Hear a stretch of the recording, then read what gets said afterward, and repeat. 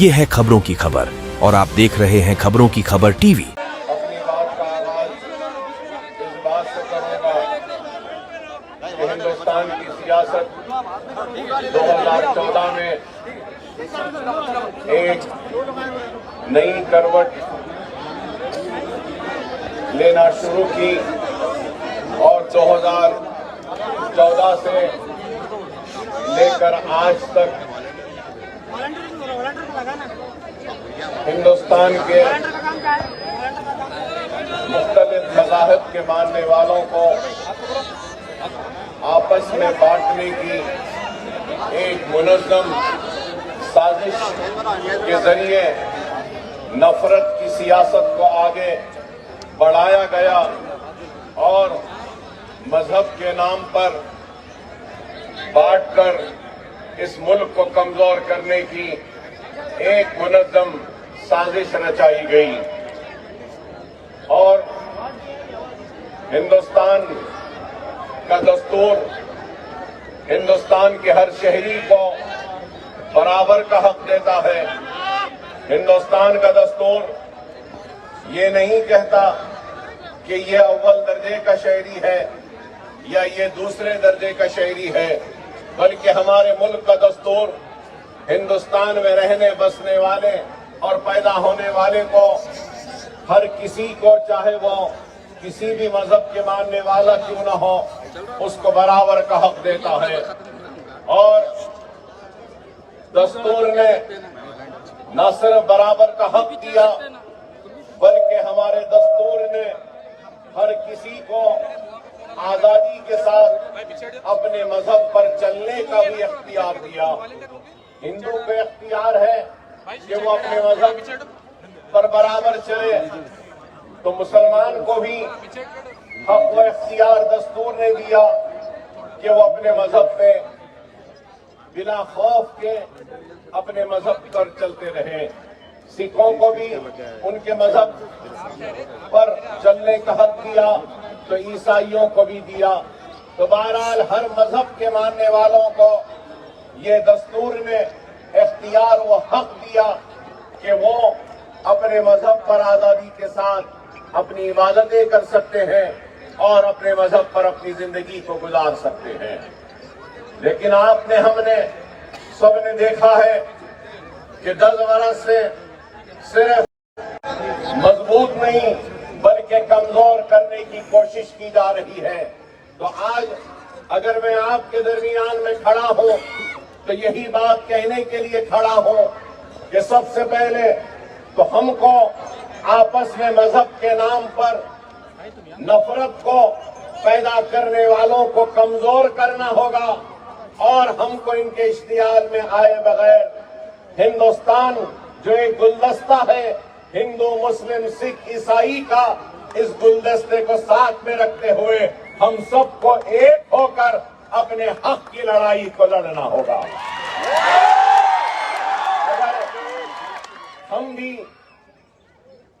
उनकी साजिशों का शिकार हो जाएंगे और मजहब के नाम पर अलहदगी इख्तियार करेंगे तो फिर हम उन अनासिर को कामयाब कर रहे हैं जो मुल्क को कमजोर करना चाहते हैं। और आपने, हमने मुसलसल देखा है कि 10 बरस से अगर इस मुल्क में नाइंसाफी का अगर कोई शिकार हो रहा है तो अफसोस के साथ कहना पड़ता है कि हर जगह पर मुसलमानों को दूसरे दर्जे की शहरी की नजर से देखा जा रहा है, तो उसको सिर्फ या कभी गोश्त के नाम पर या अजान के नाम पर या हिजाब के नाम पर उस पर जुल्म व ज्यादती की जाती है। कभी हिजाब के नाम पर उसको तालीम को तर्क करने पे मजबूर किया जाता है, तो गोश्त के नाम पर या बीफ के नाम पर बाजारों में उसको लोचा जाता है और फिर गैर गलत बातें कहते हुए, रामजादे फुलांजादे कहते हुए उनको डराया और मारा जाता है। न सिर्फ ये बल्कि आप ये भी देख रहे हैं कि तलाक सलासा का कानून है, तो फिर वो बनाया गया, तो उसके बाद CANRC کا قانون اور آج آپ اور ہم یہاں پہ جمع ہوئے ہیں تو وقف کے جو ترمیمات لائے گئے اس کے احتجاج میں آپ اور ہم یہاں کھڑے ہیں. تو میں یہ اس بات کو سمجھنے سے قاصر ہوں کیا ہندوستان کا مسئلہ مسلمان ہے؟ ہندوستان کا مسئلہ مسلمان نہیں ہے. ہندوستان کا اگر سب سے بڑا مسئلہ ہے تو وہ روزی کا ہے، وہ روٹی کا ہے، وہ خوشحالی کا ہے، وہ ترقی کا ہے، وہ نوکری کا ہے. لیکن آج ہندوستان پر مہنگائی کی بات نہیں ہوتی، روزی روٹی کی بات نہیں ہوتی، ہندوستان کی کمزور معیشت کو استحکام دینے کی بات نہیں ہوتی. ہندوستان میں آج کئی لوگ کے پاس شوچالے نہیں ہے، اس کی بات نہیں ہوتی. لیکن اگر ہوتی ہے تو صرف نفرت کی بات ہوتی ہے، تو صرف مذہب کی. اور میں یہ بھی کہوں تو غلط نہ ہوگا کہ قانون بن رہے ہیں تو صرف اور صرف مسلمانوں کو کمزور کرنے اور مسلمانوں کو تکلیف پہنچانے کے لیے. اور یہ قانون بھی اگر بنایا گیا تو میں بھی 6 مرتبہ مسلسل ایوان اسمبلی میں مجلس کے نمائندگی کرتا ہوا حلقہ چندرائن گٹے کی عوام نے مجھے منتخب کیا، ایوان میں گیا. کئی قانونی ترمیمات کو ہم نے دیکھا ہے، سنا ہے، ہمارے سامنے آئے ہیں. قانون کیوں بنتا ہے؟ قانون اس لیے بنتا ہے کہ آپ دیکھتے ہیں کہ چائلڈ رائٹس ہے، وومن رائٹس ہے، تو کس کے لیے ہے؟ یہ قانون اس لیے بنتے ہیں کہ عورتوں کے حقوق کا تحفظ ہو. قانون اس لیے بنتے ہیں کہ بچوں کے حقوق کا تحفظ ہو. تعلیم کے اگر قانون بنتے ہیں تو صرف اس لیے بنتے ہیں کہ ہر کسی کو تعلیم ملے اور تعلیم کا تحفظ ہو. تو آج اگر وقف قانون میں اگر ترمیمات لائے گئے ہیں تو وقف کا تحفظ نہیں ہے بلکہ وقف کی تباہی کے لیے یہ قانون لایا گیا. مجھے بتانے والوں کہ اس نئی ترمیمات میں کون سا وقف کا تحفظ ہو رہا ہے یا واقف کا تحفظ ہو رہا ہے یا وقف کرنے والے نے جن مقاصد کے لیے وقف کیا ہے اس کا تحفظ ہو رہا ہے. اس میں وقف کے تحفظ کی کوئی بات نہیں. کیا وقف کے قابضداروں کو ہٹانے کی کوئی بات ہے؟ واقف کے منشے و مقصد کے خلاف میں اگر کوئی کام ہو رہا ہے تو اس کو سزا دینے کی کوئی بات ہے؟ نہیں ہے. تو بتانا یہ چاہتا ہوں کہ یہ قانون صرف اور صرف وقف کو تباہ و برباد کرنے کے لیے بنایا گیا ہے. اور آج اگر ہم یہ بات سمجھیں گے کہ اس قانون کے بننے سے یا اس کے ترمیمات سے ہم کو کیا لینا دینا ہے، ہمارا کیا فائدہ ہوا ہے آج تک، اگر کوئی فرد یہ سوچ رہا ہے تو میں اس شخص کو آج جواب دینا چاہتا ہوں کہ آج ہماری جتنی مساجدیں ہیں اس قانونی ترمیمات کے بعد، اس قانون کے بعد میں آج ہماری مساجدیں محفوظ نہیں ہیں. آج اس قانون کے بعد میں ہمارے عاشورخانے محفوظ نہیں ہیں، ہمارے درگاہوں کے خانقاہ محفوظ نہیں، اور آج اس قانون کے بعد عاشورخانے محفوظ نہیں ہے.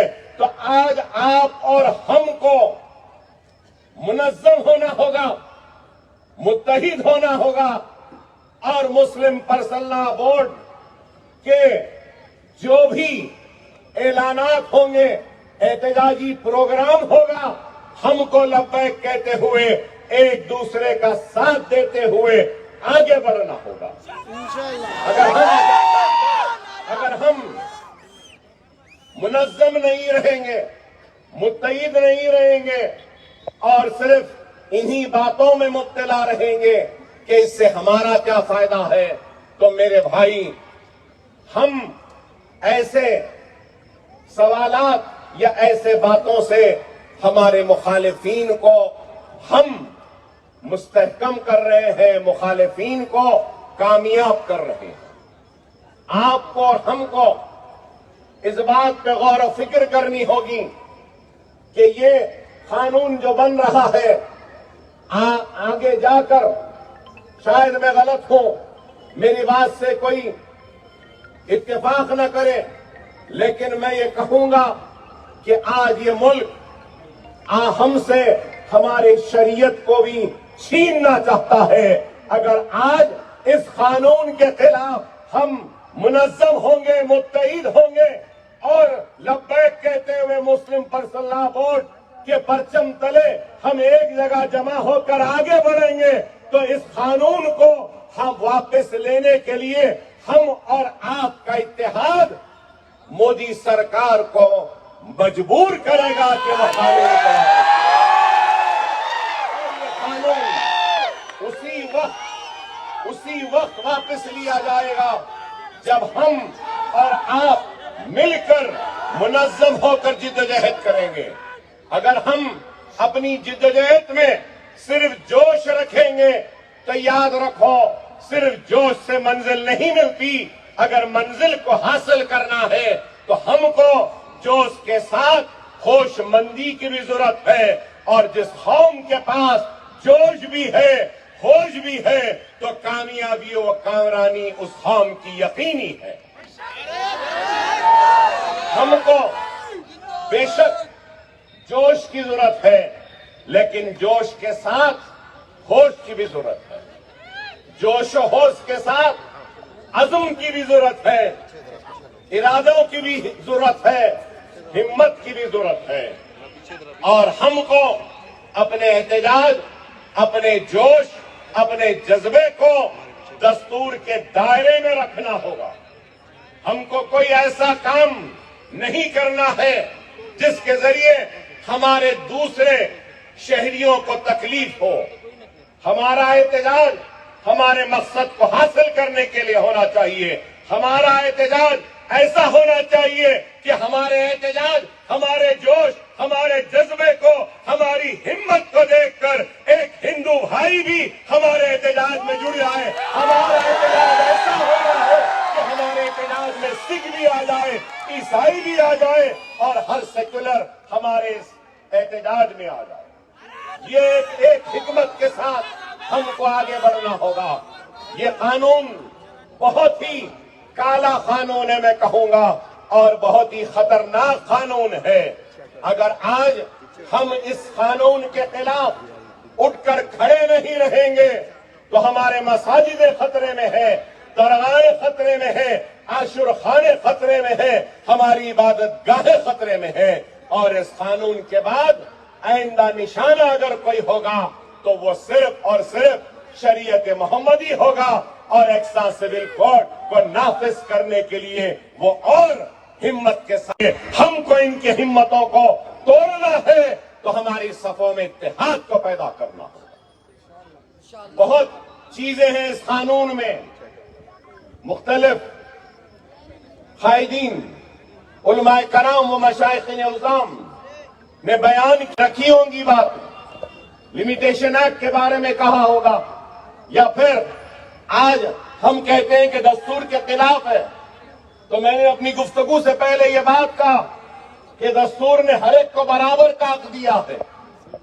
لیکن آج جب ہم اس قانون کو دیکھتے ہیں تو ہندو اینڈومنٹ ایکٹ میں جو چیزیں ہیں، ہمارا مطالبہ کیا ہے؟ ہم یہی چاہتے ہیں کہ سب کو برابری کا حق دیا جائے، برابری چاہتے ہیں۔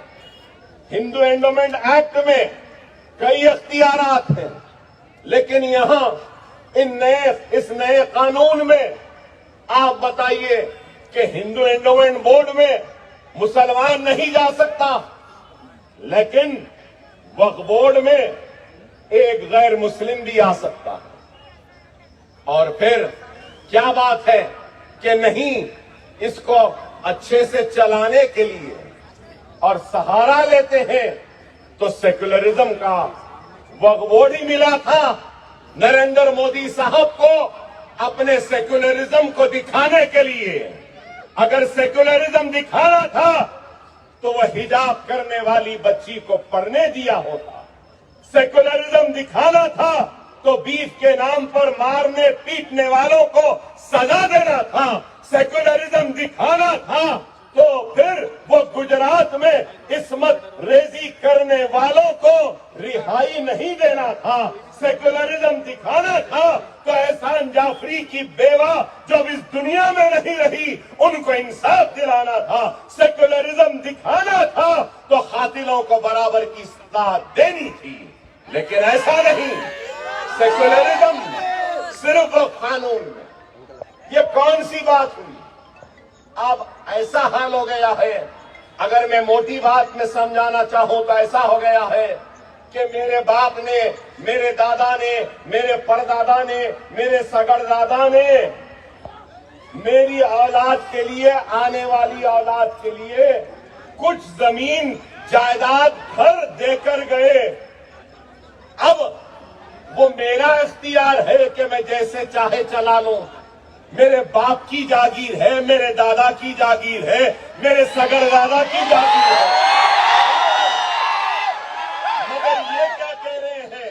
नहीं, इसको ऐसा नहीं चलाना, इसको वैसा चलाना। अरे बाबा, देने वाले कौन है? देने वाला मेरा बाप है, मेरा बाबा है, मेरा सगरदादा है। मतलब यही है, आज जिस तरीके से वक्फ बोर्ड और औकाफी जमीन में मदाखलत हो रही है, कल के दिन यही होगा कि अगर आपके बाप दादा ने आपको घर देकर गए हैं तो ये लोग बोलेंगे कि नहीं, तुमको घर चलाना नहीं आ रहा, हम तुम्हारे घर को चलाएंगे। ऐसा ही हो गया है, यही है। अरे आप गौर करिए, खुदारा बहुत सी बातें, बहुत सी चीजें हैं कहने की, सुनने की, रखने की, लेकिन वक्त मुझे इस बात की इजाजत नहीं दे रहा है। मैं आपसे यही कहूंगा कि वक्त और हालात की नजाकत को समझो। खुदारा इंतशार और मुंतशिर मत रहो। खुदारा मुनज़्ज़म हो जाओ, मुत्तहिद हो जाओ। अगर आज हम मुनज़्ज़म नहीं होंगे, मुत्तहिद नहीं होंगे, तो फिर हमारे हुकूक हमारे हाथ से जाते रहेंगे। मैं ये भी बात कहूंगा कि आने वाले कल में अगर एक्स्ट्रा सिविल कोर्ट को नाफिज करने का इनका एक इरादा है और उसके तरफ ये बढ़ रहे हैं, तो इस बात पे भी ताज्जुब नहीं होगा कि अक़लियतों को जो दस्तूर में दफे 29-30 के तहत अक़लियतों को जो इख्तियारात दिए गए हैं, आने वाले कल में वो एक कानून के जरिए इन इख्तियारात को भी खत्म करेंगे, छीन लेंगे और अक़लियती इदारों को भी खतरे में डाल देंगे, तालीमी इदारों को। अरे इनकी एक साजिश है जिसके जरिए वो ये चाहते हैं कि यहाँ पर एक नफरत की सियासत को आगे बढ़ाएं और हमको और आपको इन नफरतों का शिकार होना नहीं है। ये मैं कहना चाहता हूं। आज मैं यहां पर खड़े होकर मेरे सेक्युलर हिंदू भाइयों से, सेक्युलर सिख भाइयों से, सेक्युलर ईसाई भाइयों से भी अपील कर रहा हूं कि ये मामले को सिर्फ मुसलमानों का मामला ना समझे, बल्कि ये मामला हमारे हिंदुस्तान के सबसे बड़े अमन पसंद अक़लियतों का, मुसलमानों का है। और हमारा मुतालबा क्या है? ये कानून के खिलाफ हमारी लड़ाई है, तो ये लड़ाई दायरे दस्तूर में है। जमहूरी अंदाज में लड़ेंगे हम, दस्तूर के दायरे में रहते हुए, कानून के दायरे में रहते हुए अपनी लड़ाई लड़ रहे हैं। और ये लड़ाई किसके लिए लड़ रहे हैं? लड़ाई हम इस लड़ाई के जरिए दस्तूर में जो हक, जो इख्तियार जो मुसलमानों को दिया गया है, उसका मुतालबा कर रहे हैं। दस्तूर ने हर एक को बराबर का हक दिया, बराबरी का इख्तियार दिया, हर किसी को अपने मजहब पे चलने का इख्तियार दिया। तो मैं आप तमाम से अपील करूंगा कि आप लोग मुस्लिम पर्सनल लॉ बोर्ड के जो भी हुक्म होगा उस हुक्म पर लब्बैक कहते हुए हम आगे बढ़ेंगे। ये कानून में एक और एक बहुत ही खतरनाक बात है। एएसआई की, आर्कियोलॉजिकल सर्वे ऑफ इंडिया की बहुत ही खतरनाक बात है। आज भी आर्कियोलॉजिकल सर्वे ऑफ इंडिया के तहत में जो मसाजिदें हैं, बहुत से मसाजिदों में एक वक्त की भी नमाज नहीं होती। बहुत मसाजिदों में सिर्फ ईद की नमाज होती है, तो बहुत से मसाजिदों में सिर्फ जुमा की नमाज होती है। अरे आप बताइए, कागजात तो है, कागजात है, लेकिन बहुत सारी ऐसी हैं जहां पे कागजात नहीं है। वक्फ यूजर भी है, इसको भी क्या है हमारे कायदीन बयान करेंगे। अरे मक्का भी क्या है, वक्फ यूजर ही है। लेकिन आप बताइए कि ये लोग सिर्फ अपनी तादाद, अपनी अक्सरियत का एक फायदा उठाते हुए जमहूरियत में एक सबसे बड़ी अक़लियत मुसलमान को हरासा कर रहे हैं, परेशान कर रहे हैं और उनकी हक तलफी कर रहे हैं और उनके हुकूक को छीनने की एक कोशिश कर रहे हैं। हमें इस मुल्क की अदलिया पर पहले भी यकीन था, अभी भी यकीन है, आने वाले कल में भी यकीन रहेगा। बाबरी मस्जिद, राम जन्मभूमि के मसले पर भी हिंदुस्तान के मुसलमानों ने अदालत पे यकीन किया, अदालत के फैसले का एहतराम किया, अदालत के फैसले की इज्जत की और अदालत के एहतराम का सबूत दे दिया और अदालत के फैसले को कबूल किया। वो अलग बहस है कि उस फैसले में क्या क्या बातें थी, उन तफसीलात में नहीं जाऊंगा, लेकिन ये कहना चाहता हूं कि मुसलमान इस मुल्क का वफादार था, है और रहेगा। ये मुल्क हमारा था, है और रहेगा। इस मुल्क को जब भी जरूरत पड़ेगी तो मुसलमान अपने सीनों को पेश करेगा और इस मुल्क की हिफाजत करेगा। लेकिन ये भी जरूर कहूंगा, हम अपने हक की लड़ाई लड़ने से पीछे हटने वालों में से नहीं है। हम अपने हक की लड़ाई लड़ेंगे, जरूर लड़ेंगे। अगर हमको बीफ के नाम पे लोचा गया तब भी हम आवाज को बुलंद करेंगे। चेहरे पे दाढ़ी देखकर हमको गोली मारेंगे तो तब भी आवाज बुलंद करेंगे, इंसाफ की पुकार लगाएंगे। अगर हमारे बच्चियों को हिजाब के नाम पर तालीम से महरूम रखेंगे तो तब भी एहतजाज करेंगे। अगर रामजादे फुलाजादे कह के हमको मारेंगे, गाली देंगे, तब भी हम अपनी आवाज को बुलंद करेंगे। वक्फ कानून के खिलाफ आज भी आवाज बुलंद कर रहे हैं, लेकिन हमारी आवाज, हमारा एहतजाज दस्तूर के दायरे में रहेगा, कानून के दायरे में रहेगा और कानून के दायरे में रहते हुए हम अपना एहतजाज करेंगे और अपने मकसद को हासिल करेंगे। आपकी जिम्मेदारी है कि सिर्फ आज जलसों में शिरकत कर लिए इससे नहीं, बल्कि हमको आज इस मुकाम से तय कर उठना होगा कि हम मुस्लिम पर्सनल लॉ बोर्ड के परचम तले जो भी एहतजाजी प्रोग्राम का ऐलान होगा, हम खाने से खाना मिलाकर इस एहतजाज में शरीक होंगे। किसानों ने क्या खूब एहतजाज किया था, क्या किसानों ने एहतजाज नहीं किया? कानून को वापस लेना नहीं पड़ा? तो हम भी अगर वैसा ही या उससे अच्छा एहतजाज करेंगे, मुनज़्ज़म रहेंगे, मुत्तहिद रहेंगे, तो जरूर हमारा एहतजाज, हमारा इत्तेहाद मोदी सरकार को मजबूर करेगा कि वो इस कानून को वापस, और इंशाअल्लाह ताला अल्लाह जरूर हमको कामयाबी और कामरानी अता करे। अल्लाह जरूर हमको कामयाबी और कामरानी अता करे। अल्लाह जरूर हमको कामयाबी और कामरानी अता करे। मुझे यकीन है, मेरा ईमान है कि हम कामयाब और कामरान होंगे।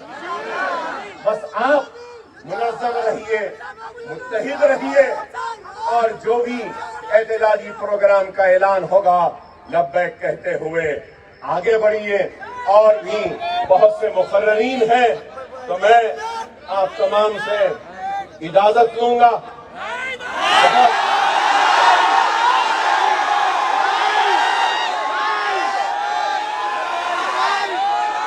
बहुत साल बाद आपसे मुलाकात हुई है।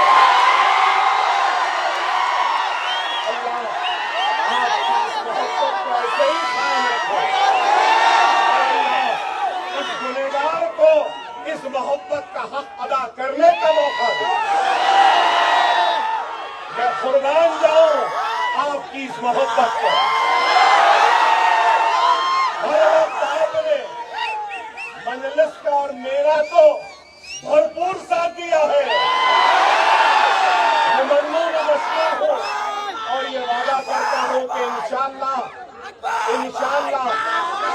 ये बारिशों के बाद मजलिस का जलसा होगा। इंशाअल्लाह इसमें तफसीली खिताब होगा और जो सुनने आते हैं वो जरूर सुना के जाऊंगा। अब आपसे रुख्सत चाहूंगा। रुख्सत चाहते हुए हमारे हुकूमत तेलंगाना के मुशीर मोहम्मद अली शब्बीर साहब मौजूद हैं। मैं शब्बीर साहब से सिर्फ एक रिक्वेस्ट करूंगा कि 3 महीने से इमाम और मौज़मीन का जो तनख्वाह है वो नहीं दिए। रमजान में आ गई, मैंने भी चीफ मिनिस्टर साहब से नुमाइंदगी की है।